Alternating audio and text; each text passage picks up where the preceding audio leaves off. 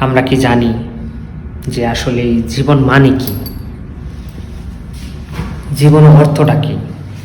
আসলে জীবনে কি করার দরকার? কেন বা এই জীবন আমরা পেলাম? কে বা এই জীবন দিল? এর মানে কিন্তু আমরা খুঁজি না।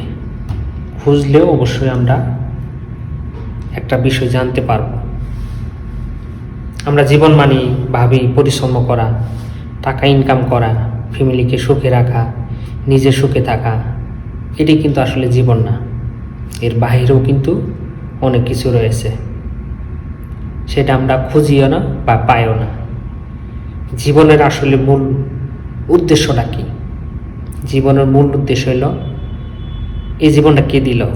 এই জীবন একমাত্র আল্লাহ তাআলা দিয়েছে, তার কিছু নীতিমালা মানার জন্য। কিন্তু আমরা স্বার্থপর।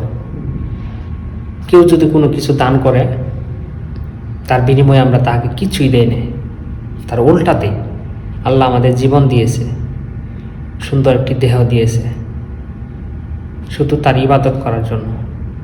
কিন্তু আমরা দুনিয়াতে এসে আমরা তার উল্টা করি, ভালো বাদ দিয়ে খারাপ কাজ করি। আসলে জীবন মানেই আল্লাহর পথে জীবনকে উৎসর্গ করে দেওয়া, আল্লাহর হুকুম বিধিবিধান এগুলো মেনে চলা। এটি হলো আসলে জীবনের মূল উদ্দেশ্য।